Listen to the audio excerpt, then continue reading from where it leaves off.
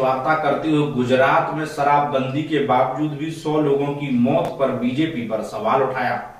हम मांग करते हैं प्रधानमंत्री से कि जो जहरीली कांड की हाईकोर्ट के सिटिंग जज से जांच होनी चाहिए। मैं दोहराता हूं, सिटिंग जज गुजरात हाईकोर्ट के द्वारा इसकी जांच करवाई जानी चाहिए, क्योंकि जिस पुलिस पर आरोप लग रहा है मिलीभगत का, अगर वही जांच करेगी तो वही होगा तो पहले होता आया है। 2009 में भी एक ऐसी ही दुखांतिका हुई थी, 150 जाने गई थी, कुछ लोग सस्पेंड भी हुए, वो फिर से बहाल कर दिए गए।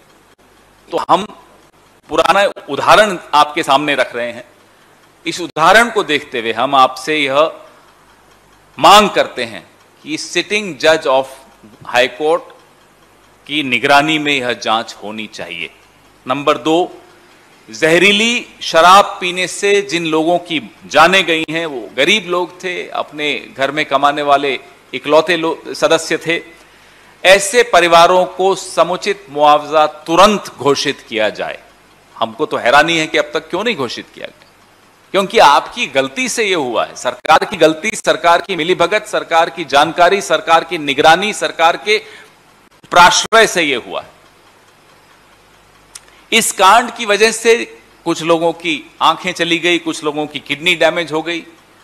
उन तमाम लोगों के लिए मुआवजा और मुफ्त और बेहतर इलाज की व्यवस्था, यह 3 मांगे हम प्रधानमंत्री से के सामने रख रहे हैं।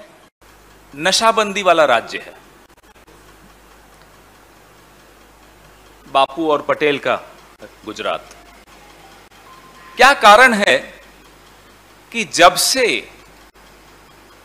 गुजरात को मोदी और शाह का गुजरात के रूप में प्रचलित किया जाने लगा, तब से गुजरात की हालत क्या हो गई, गुजरात में रहने वाले लोगों की क्या हालत हो गई। अहमदाबाद से मिथाइल अल्कोहल या इस तरह के केमिकल्स बनते हैं, बन के कई 100 किलोमीटर दूर बिक जाते हैं।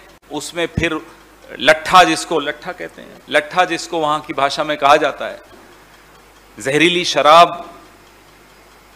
का सेवन किया जाता है और लगभग 50, ये जो अधिकृत जानकारी है मैं वो बता रहा हूं, 50 के लगभग लोगों की जान जा चुकी है और 100 लोग और जीवन और मृत्यु के बीच संघर्ष कर रहे हैं।